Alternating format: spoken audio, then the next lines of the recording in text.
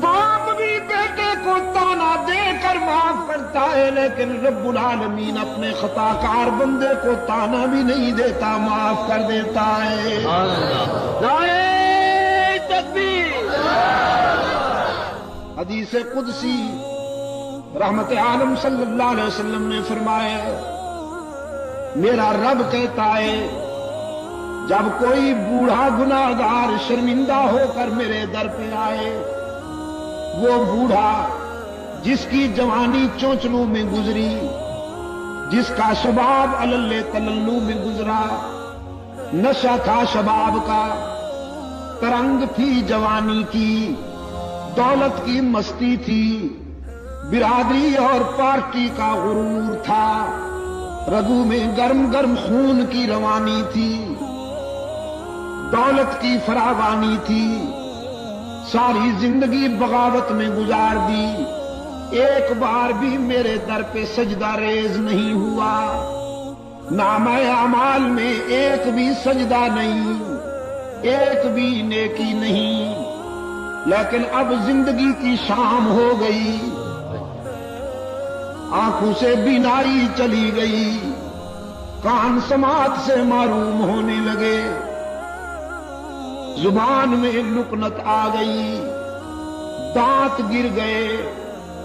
سر کانپنے لگا، بالوں میں سفیدی اتر آئی، بیماریوں نے یلغار کر دیا، معدہ کچھ ہضم نہیں کرتا، کمر جھک گئی، پاؤں کانپنے لگے، ہاتھ لرزنے لگے، اولاد نے بھی نگاہیں پھیر لی، لوگوں نے بھی رخ پھیر لیا، اور سب سے بڑا حادثہ جیب خالی ہو گئی، ساری دنیا سے مایوس ہو کر یہ بوڑھا باغی، یہ بوڑھا گناہگار رات کے اندھیرے میں سب سے چھپ کر اللہ کے در پہ روتا ہوا آتا ہے کہ تنگ دستی کے جو عالم میں گھبراتا ہوں، پر در غیر پہ جاتے ہوئے شرماتا ہوں، ہاتھ پھیلانے میں محتاج کو غیرت کیسی، شرم اتنی ہے کہ بندہ تیرا کہلاتا ہوں۔ رب العالمین نے فرمایا میرے محبوب، میرے پیغمبر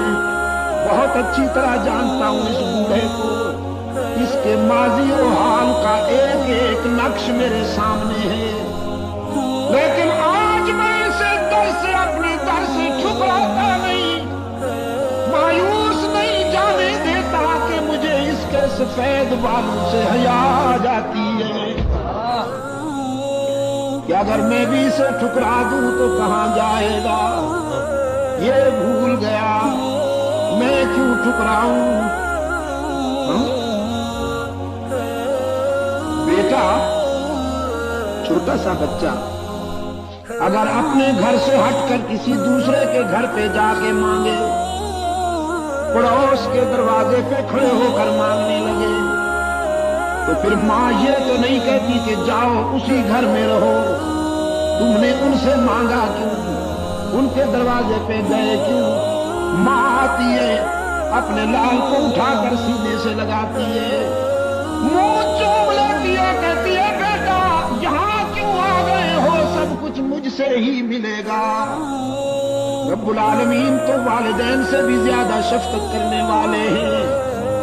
والدین بھی اپنی اولاد پر اتنی شفقت نہیں کر سکتے جتنا محمد